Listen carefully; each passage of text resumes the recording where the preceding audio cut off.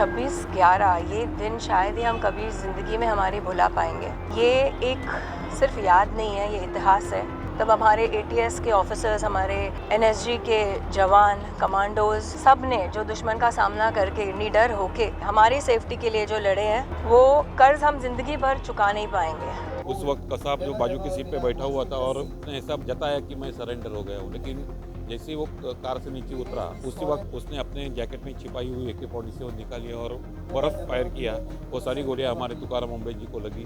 गोलियां लगने के बावजूद भी तुकाराम ओमड़े जी ने उसकी जो पकड़ थी कसाब के ऊपर की वो लूज होने नहीं दी और उसका फ़ायदा हमें मिला कि हम कसाब को वहाँ जिंदा पकड़ सके। अभी हमें एक मौका मिला है। It is a very very good program for the police people do serve this thing like that. 26/11 आतंकी हमले को 17 साल बीत चुके हैं। मुंबई में आज भी उसकी याद ताज़ा है। मुंबई के 26/11 हमले के अंदर 150 से ज़्यादा लोगों की मौत हुई थी और तकरीबन 300 लोग जो थे वो घायल हुए थे, जिसके अंदर NSG के कमांडो भी थे और उसके साथ साथ पुलिस के जवान भी थे। एक जिंदा आतंकी पकड़ा गया था जिसका नाम था अजमल कसाब और 9 आतंकियों को ढेर कर दिया गया था।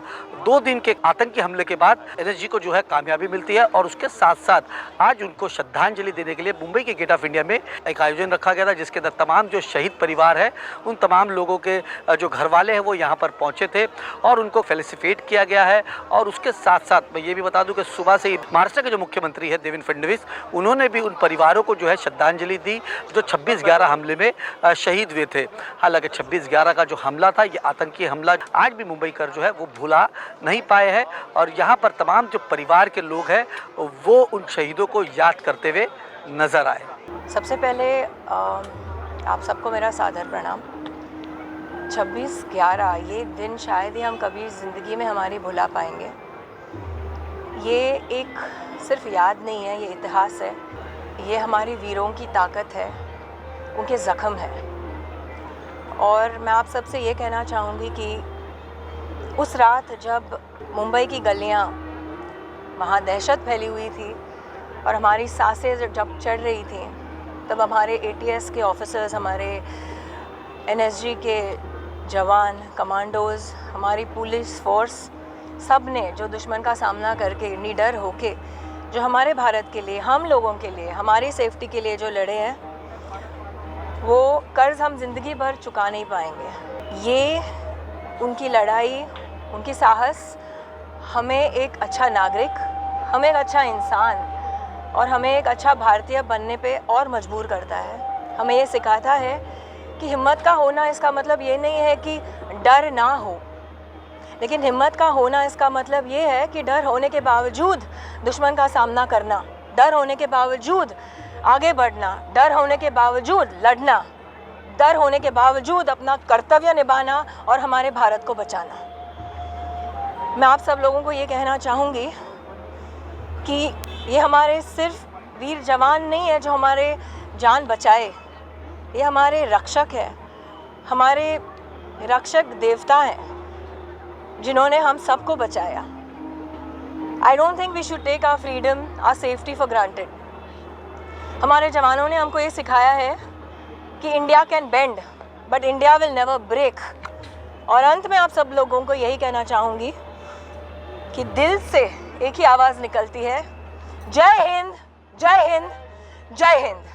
26/11 का हमला आज 17 साल पूरे हो गए, पर आज भी ऐसा लगता है कि वो जो ज़ख्म है, आज भी वो ताज़ा ज़ख्म है हमारे दिलो दिमाग पे। भले ही हमने उस दिन रात को कसाब और अबू इस्माइल की सोडा कार को इंटरसेप्ट करके वहाँ पे चौपाटी पे रोका। मुठभेड़ में हमने एक आतंकवादी अबू इस्माइल को मार गिराया, लेकिन तुकाराम ओमड़े जी हमारे वहाँ पे शहीद हुए कसाब की गोलियों से। आज अगर वो नहीं होते तो शायद हम लोग जो थे वहाँ पे हमारा कर्तव्य निभा रहे थे वो भी शायद जिंदा नहीं रहते। तो आज हमारे जो सेकंड लाइफ है वो तुकाराम ओमड़े जी की वजह से, ऐसा मेरा मानना है। DB मार्ग में I was a night PI, that incharge था मैं उस नाइट। 4 बजे तक मैंने डे ड्यूटी की थी और बाद में हमारे क्राइम PI थे विनोद सावंत साहब, वो एक केस का तहकीकात कर रहे थे, तो उनको लेट हुआ क्योंकि उनकी नाइट ड्यूटी थी। उन्होंने मुझे रिक्वेस्ट की कि आप मेरी नाइट ड्यूटी करो, तो मैं 4 बजे घर पहुंचा, पौने 8 बजे वापस नाइट ड्यूटी के लिए आया और 9:30 बजे हमारे सीनियर इंस्पेक्टर नागप्पा रायप्पा माड़ी, उन्होंने मुझे उनकी केबिन में बुला के ये कहा कि ताज, ट्राइडेंट, CST यहाँ पे गोलीबार चल रही है, आप तुरंत गिरगांव चौपाटी पे जाके नाकाबंदी शुरू कर दीजिए। तो मैंने तुरंत नाकाबंदी चालू कर दी। वहाँ हमारी बीट चौकी के हमारे शेड़के साहब और 2 कांस्टेबल्स थे, उनकी मदद से हमने नाकाबंदी की। उस वक्त जो कार की तादाद बहुत ज़्यादा थी साउथ बॉम्बे मतलब ट्राइडेंट से चौपाटी की ओर, तो हमने जो ओरिजिनल नाकाबंदी होती है बैरिकेडिंग लगा के, वो हमने नहीं करी। हमने सिर्फ कार को जाने के लिए वहाँ से प्रायोरिटी दी और 11 बजे हमने वहाँ पे बैरिकेडिंग्स लगाए और 12:15 बजे हमको कंट्रोल रूम का मैसेज आया कि स्कोडा कार में 2 आतंकवादी उधर आ रहे हैं। तो हमने 2 टीम फॉर्म की। एक टीम में तुकाराम ओंबळे जी थे, संजय गोविलकर थे, अशोक शेळके थे, हमारे और माने थे, बहुत सारे जवान थे। एक टीम में मैं था, हमारे भास्कर कदम थे। और वो जो गाड़ी आई 12:30 बजे, हमने उनको इंटरसेप्ट किया, उनको सरेंडर होने के लिए कहा, लेकिन उन्होंने हमारी सूचनाओं को नज़रअंदाज किया और वो वहाँ से भागने की कोशिश कर रहे थे। लेकिन जो कार थी वो रोड डिवाइडर पर जाके उसने ठोकर मार दी, वहीं पे रुक गई। फिर भी हमने उनको सरेंडर होने के लिए कहा, लेकिन वो सरेंडर नहीं हुए। फिर हम अबू इस्माइल की ओर बढ़े तो उसने अपने पिस्तल से हम पे हमला किया। उसका जवाब हमारे भास्कर कदम साहब ने उनकी पिस्तल से एक राउंड चला के दिया। मैं भी कार के पीछे जाके 3 गोलियां उनके ऊपर दाग दी। उस वक्त कसाब जो बाजू की सीट पे बैठा हुआ था और वो उसने ऐसा जताया कि मैं सरेंडर हो गया हूँ, लेकिन जैसे वो कार से नीचे उतरा उसी वक्त हमारे तुकाराम ओंबळे, संजय गोविलकर, शेळके साहब, माने साहब वो उसको पकड़ने के लिए आगे बढ़े। तो उसने अपने जैकेट में छिपाई हुई AK-47 निकाली और गोलियां बर्फ़ फायर किया। वो सारी गोलियां हमारे तुकाराम ओंबळे जी को लगी। गोलियां लगने के बावजूद भी तुकाराम ओंबळे जी ने उसकी जो पकड़ थी कसाब के ऊपर की वो लूज़ होने नहीं दी और उसका फ़ायदा हमें मिला कि हम कसाब को वहाँ जिंदा पकड़ सके। ये पूरे देश के लिए एक बहुत अकल्पित और बहुत बेकार क्षण था, लेकिन मुंबई पुलिस बहुत बड़े इक्विपमेंट साथ नहीं, बट जो भी अवेलेबल इक्विपमेंट्स है उसके साथ उन्होंने जो भी टेररिस्ट आए थे उनके हमले को रोक लिया और एक आतंकवादी को जिंदा पकड़ा। उसमें से 9 आतंकवादी को Mumbai police, NSG, marine commando इनकी मदद से मार गिराया। तो ये बहुत बड़ी उपलब्धि थी क्योंकि किसी को पता नहीं था कि हमारे ऊपर हमला होने वाला है। जब देश पे हमला होता है तो सिचुएशन नेचुरली एकदम पैनिक होती है, तो सिचुएशन तो पैनिक थी। आप उस टाइम पे उस चीज में मौजूद थे? हाँ, क्या हुआ था उस वक्त? वो उस टाइम वो साहब ने बोला वही आप क्या कर रहे थे उस वक्त? नाकाबंदी कर रहे थे। उसने ओमले पे वो उनको गाड़ी से जैसा वो खींचा तो वो उसके अंदर क्या है वो मालूम नहीं था, तो उसके अंदर AK-47 था।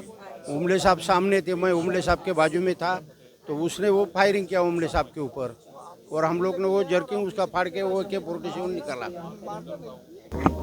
देखना चाहूँगा कि एक सोल्जर की ज़िंदगी में 26/11 जैसे भयानक इंसिडेंट बहुत होते हैं, तो हमारी एटलीस्ट मेजर के साथ ये कोशिश ये था कि हम ये दिखाएं कि वो 26/11 जैसे एक डार्क चैप्टर को भी वो अपने एक शहादत के साथ देश को पार कर सकते हैं। He can make the country cross over to happiness, cross over to positivity.